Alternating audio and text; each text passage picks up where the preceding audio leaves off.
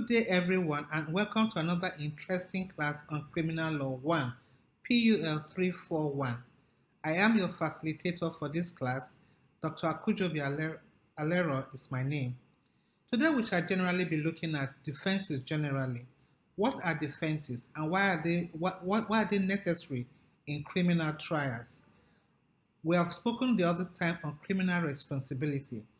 And today we are saying that an accused person could be seen to be guilty, could be criminally responsible, but he can also come up with some defenses that would make him escape liability, or even if he has to face some punishment, the punishment will be reduced. So what are some of these defenses that we shall be looking at today? We shall be looking generally at defenses of accident. We shall also be looking at self-defense. We shall also be looking at defense of bona fide claim of right. And of course, we shall also be looking at immaturity and provocation.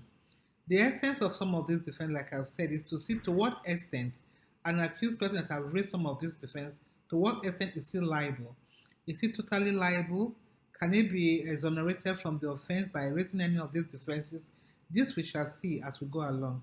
As usual, it will be necessary you have your important sources with you, like your penal codes, both the criminal code and the penal code, and of course your constitution and your Administration of Criminal Justice Act. These are very important sources of law you always have to have close by you whenever you are talking about criminal law or criminal justice in Nigeria. So once again, welcome to another interesting time. Thank you.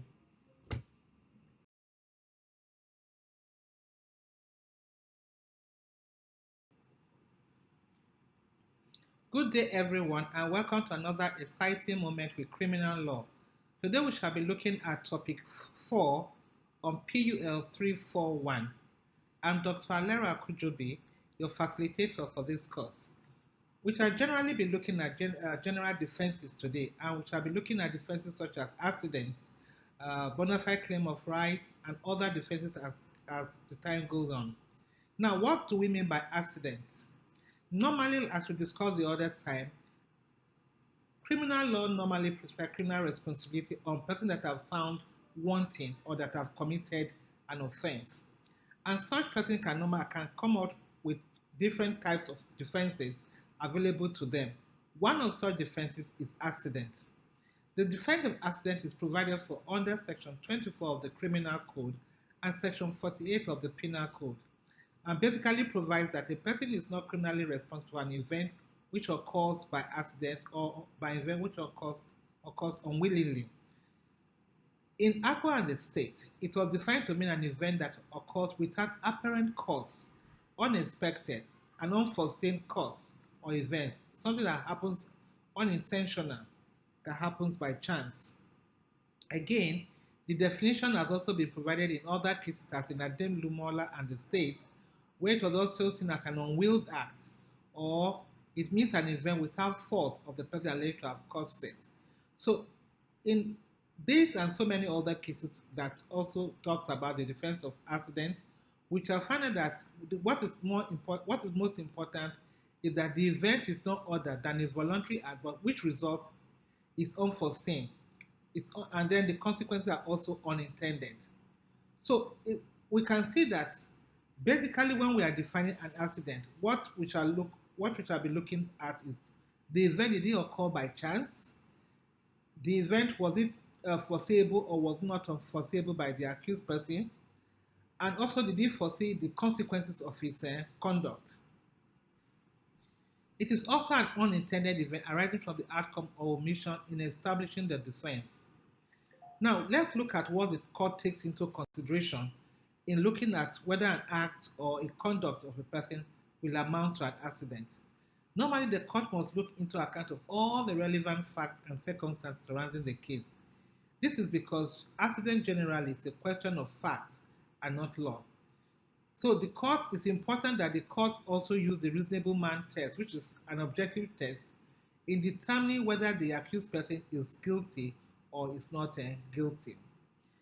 Again, in Adekule and the state, the court remarked that the test of the plea of the defense of accident is always that if their act, even though unlawful, is not such that would, from the view of a reasonable man, cause death or grievous bodily harm, though death resulted therefore, Therefrom, the person charged can only at most be convicted of manslaughter.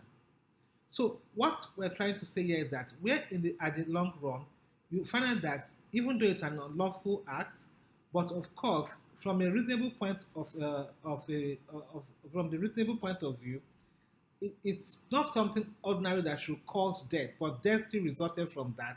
Then, of course, at most, it will result to the defense. It will result to manslaughter. Now we'll find out at the end of this that an accident once properly proved, okay, will result to a discharge and acquittal of the accused person. This is because, like we said under Section 24 of the Criminal Code or Section 40, it is an unwilled act. It is not an act, though unlawful. It's an act that occurs unintentionally, something that is not willed or is not foreseeable by the accused person. It is also important for the court to consider the conduct of the accused person, for the act or omission must be shown to be an unwilled act and is not a deliberate one. Hence, we saw that in Romati and the state, where the accused and the deceased person were struggling over a gun, the hand of the accused accidentally touched the trigger of the gun, which killed the deceased. The appeal court held the view that the death of the deceased was unintentional and the consequence was not deliberate but resulted from the accident. It is also important that the defense be raised at the earliest possible time. That was the case of Adekule and the state. And in that case, a policeman on patrol killed a girl in the bus. When, when asked by his boss, also on patrol, who shot the gun and why, he admitted it was him but said nothing else. When he was taken to the police station, he stated that the gun accidentally discharged. The court was of the opinion that the earliest opportunity to raise the defense availed the appellant at the scene of the accident.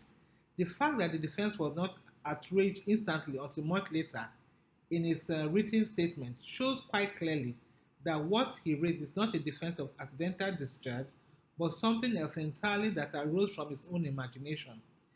Time, therefore, is of essence in the defense. So, in other words, when one wants to rely on the defense of accident, you must be able to establish it at the earliest possible time. You don't wait till when the matter is about to end before you now remember, that particular thing happened by accident, it was accidental discharge and things like that. You must be able to raise that defense at the earliest possible time. Also in Ajosi and the state, it was held that where a person discharges a firearm unintentionally and without the attendant criminal malice or negligence, he will be exempted from criminal responsibility, both for the firing and its consequences. Like I said before, we must always realize that a successful plea of the defense of accident will lead to a discharge and an acquittal. Where you are not able to successfully establish the defense of accident, of course, you will have to face the full penalty for that particular crime. Or if the court feels that, well, from what has happened, certain things we must look out for is that the defense again, if properly established, it could lead to a total discharge and acquittal. Proof is on the prosecution to disprove an accused person of self-defense and not on the accused to establish the defense. That can be seen in the case of Arabi and the state. Now, a brief question here is to differentiate between Section 286 and Section 287. Section 287 is on provoked attack by the deceased, as in the case of Brandy and the state. So you should be able to differentiate between one is unprovoked attack and the other one is not unprovoked. So you should be able to differentiate that, and then with self-defense avail you under those circumstances. So another defense we shall briefly also be looking at, that of provocation. When we talk about provocation, what do we have in mind? Section 318 of the Criminal Code and Section 2221 of the Penal Code provide for instances when the defense of provocation could be applied as a defense. Again, the court opined that the term denotes some acts or series of acts, as was seen in the case of Obaji and the state, or utterances done or said by the deceased to the accused, which could cause in any reasonable person, and which actually caused in the such person a sudden and temporal loss of self-control, rendering him as subject to passion as to make him for a moment not a master of his mind. Please look at this, what the court is saying in this case. There are so many things that are being put together here. He said that the disease to the accused person, which that is the term denotes some acts. So we are talking when we talk about provocation, we are talking of some acts or series of acts. It could also mean words said, you know, to the by the deceased or by the other party to the accused person, which causes can cause any reasonable person. And normally, the reasonable person here could be taken to be of the accused standing. The reasonable person of the accused standing, because provocation to Mr. A, that is a professor, might not be provocation to Mr. B, that is a farmer. I mean, provocation to Mr. B, that is a farmer, might not be provocation to Mr. A, that is a professor. So it could differ. So the reasonableness we are talking about here must be reasonable as to the accused standing, you know, as to make him have temporary loss of self-control, and then which makes him for a moment not master of his own mind. As a result of the loss of that self-control, he does something or he commits an act that he will become guilty of. He commits an act that results to grievous bodily harm. He commits an act that results maybe even through the words, is able to put fear, instill fear in some people, is able to cause damage to some people and things like that, you know, to somebody else. And such words now makes the other person to react the way he reacted. Under the criminal code, provocation is a defense for an assault by section 284 of the penal code. However, the penal code does not regard provocation as a complete defense. This is because they are under you can't say because you were provoked, you did this, you did that. No. Going by their section 265 of the penal code. However, in relation to the effect of provocation in homicide trial, the approach of the two codes are similar.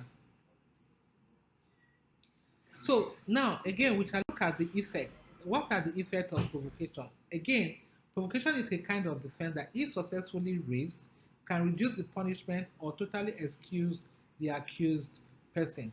In distinguishing between the defenses of provocation and self-defense, it is necessary for us to look at what the court said in Akpugo and the State, where the court held that while a plea of self-defense, if successfully raised, completely absolves the offender from criminal responsibility. Like I said before, it leads to complete discharge and acquittal. However, a plea of provocation, if successfully raised, reduces the offense of murder to manslaughter. So we should take note of this because it's very important. We should also note, like I said before, that words can lead to provocation as contained in section 283. Words used will depend on the actual words and their effect and what they will have on the accused, on the reasonable man standing in life. So where, for instance, the deceased who had deserted her matrimonial home later referred to her husband as a slave, the court remarked that insulting words may amount to provocation under section 222 of the penal code, provided the words would affect a man in the accused standing. So, for instance, you cannot tell a man, for instance, that you know is impotent. You start insulting him that it's like the next case we have seen of Ara and Adeludu, where a woman tainted her husband by calling him impotent and said that she had been having sexual intercourse with other men. In such a case, of course, the man reacted by, reacted and killed the accused person. He could raise the defense of provocation under that circumstance. But what is important is that that defense will not exonerate him completely. At best, it will reduce murder to manslaughter. Also take note of the case of Ruma and Durana, where the plea also succeeded, where a male Muslim was called a dog. This, of course, is a very sensitive whatever, and the defense or the plea he raised was able to reduce the offense from murder to manslaughter. It is important in all these cases that the words used must be highly provocative. You cannot say, because he told me I am stupid, so because of that I killed him. No, again, the court will look at the words used. Under what circumstances were those words used? From where were the words coming from? And from where were they going to? From whom to whom? So these are some of the things that the court also considered in seeing whether the defense of provocation would avail or would not avail. Also, an arrest which is unlawful is not necessarily provocation for an assault, but may be evidence of provocation to a person who knows of the illegality. If, for instance, you are making an arrest on a maybe on a lawyer, for instance, that knows that the arrest is unlawful or and all of that, of course, he will be able to. You can say that he was provoked by the by. You can say that you assaulted him, and that the assault led him to, maybe to resist or to do it because he knows that what you are doing is clearly wrong because he knows it's right. So for all of this, for the defense to succeed, now what must be is that the elements must coexist.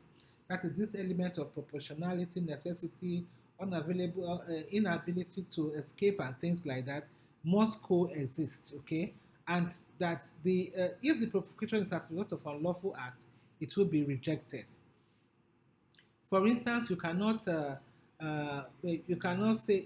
do something unlawful, and because one is now, for instance, in an affray, for instance, and then during the fight, in fight which you yourself started, you are not trying to raise the defense that you were provoked during the fight and you had to do the other.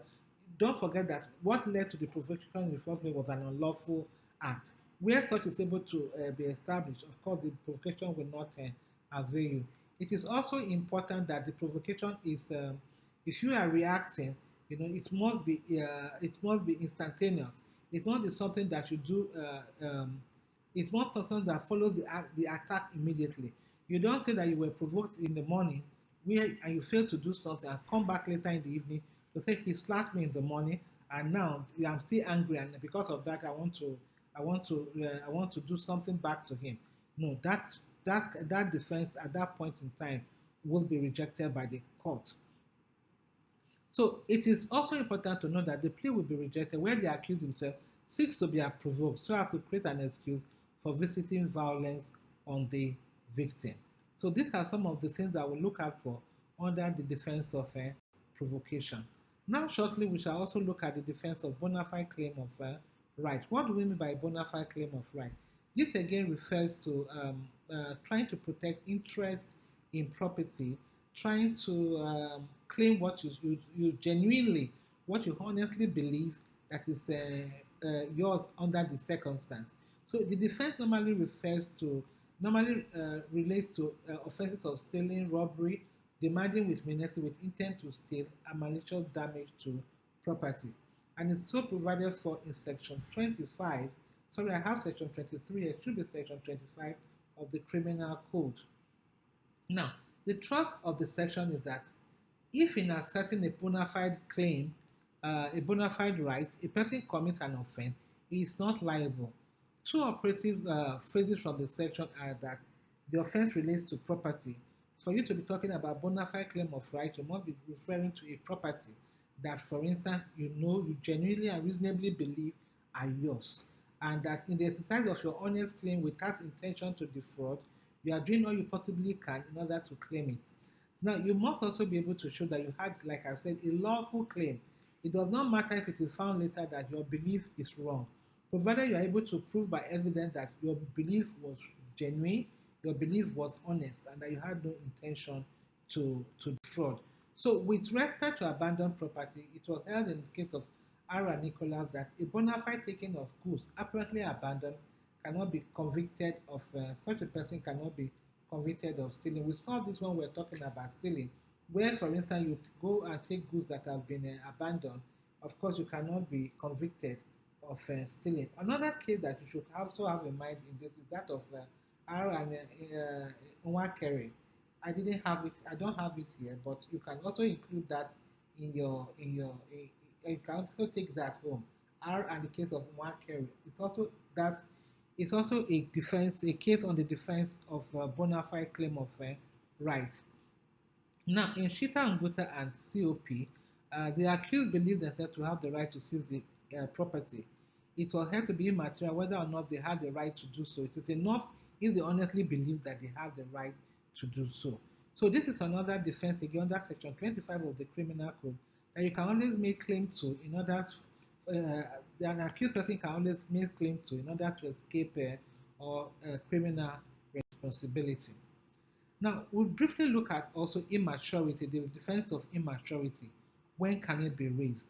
Defenses based on age, also called infancy or immaturity defenses, make the claim that certain individuals should not be held criminally responsible for their activities by virtue of the fact that they are children, that they are youths. So, under the criminal law, we have that children under 7 years are presumed to be without criminal capacity or criminal cannot be you cannot they are incapable of forming the menstrual of an offense. So when such people commit an offense, they are totally there's no there's nothing you can do about it. They are because they believe not to know what they are doing. They are believed not to appreciate the consequences of their actions and things like that. Another rationale of the assertion that children are too young to form the menstrual required for a criminal act. Okay, good. This presumption of innocence is an irrebuttable one. In other words, there's you cannot change it. It just is there. It's there because they are presumed to be totally ignorant. So we have that under Section 30 of the Criminal Code and Section 50 of the Penal Code. Under Section 30 of the Criminal Code, a person under the age of 7 is not criminally responsible for an act or omission. However, he could be criminally responsible under 12 years if he is presumed to be he could be criminally responsible if under 12 years he can be he is deemed to understand or appreciate the consequences of his act. For instance, like we shall later see, where for instance where for instance he knows that using a gun to shoot somebody will definitely kill the person, and he still goes ahead and shoots. There he can begin to understand the consequences of his act. Also under children or persons under 12 years are also presumed to be incapable of having carnal knowledge according to the law.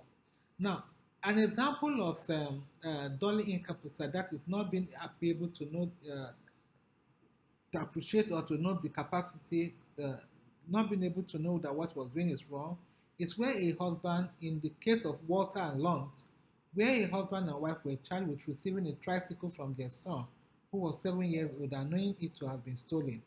It was held that since the child was incapable of stealing because it was under the age of criminal responsibility, this tricycle was not stolen. That is that the child was dully incapable of his act.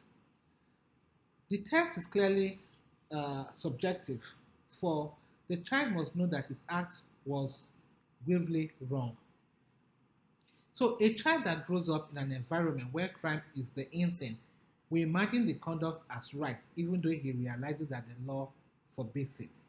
Hence, we saw that in the case of Ula Mahapatra and R, the accused, about 12 years of age, advanced on the disease with a knife and said that he would cut him into bits, which he did. It was held that since he knew that a knife would cut the disease, he had sufficient maturity of understanding to judge the consequences of his action. Important to note that the behavior of the child before and after should be looked into to ascertain if the child knew that his conduct was wrong. So, of course, how will you say that the child appreciates the consequences of his act? Whatever must have transpired before and after the commission of the offense will lead the court to know whether the accused was right or wrong. So in L and DPP, where a police officer asked whether what he had done was seriously wrong, and the child answer was used as evidence. So these are some of the things. So either before or during the commission of the offense, whatever must have transpired will lead one to understand, to appreciate that the child knew or understand the capacity of his action.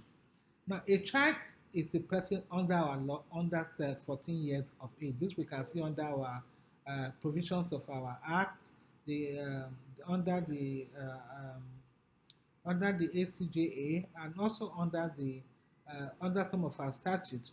We see this under the Child's Right Act. We see this being also stated. Now, it is necessary to note, like in some of the other defenses that we have stated, that this defense is an absolute one. It's an absolute defense. Despite this exemption, the ills of the child can be taken care of by a correctional institution. Of course, when you have seen a child that is into so many things and all of that, and such a child definitely will need help. So there are correctional institutions for such children. Now, no matter the hills, again, we should note that the proceedings concerning children, concerning youths or under the age of 14 years cannot be called criminal proceedings because of the sensitivity of the age, because the age of child is being taken into consideration and is quite sensitive. Again, the public is not generally admitted. We should also note that when a child is guilty, he cannot be sentenced to death. Neither are the words conviction and sentence used in a juvenile court. So that is it about some of these defenses we shall be looking at today. We've quickly looked at the defense of accidents, the defense of immaturity, the defense of bona fide claim of right. We've looked at that of self-defense, provocation, and and provocation. I think those are the ones we've looked at today. Brief questions I have for you on topic 4. That you explain section 24 of the Criminal Code, that is section 48 of the Penal Code, and how it relates to the defense of accident. So there should be a question mark there. Sorry, it's not there. So you should put it. How does it relate to the defense of an accident? Now, 2. Under what circumstances would an accused raise self-defense successfully as a defense? You should be able to answer that too. What is the effect of the defense of a bona fide claim of rights? Sorry, the question is repeating itself. There shouldn't be. So it should just be one of it, not. So the last question, there are 3 questions there because the fourth one is the same thing. What is the effect of the defense of a bona fide claim of right? So that's what we have for today. I want to thank you for your time. I will meet some other time again. Thank you.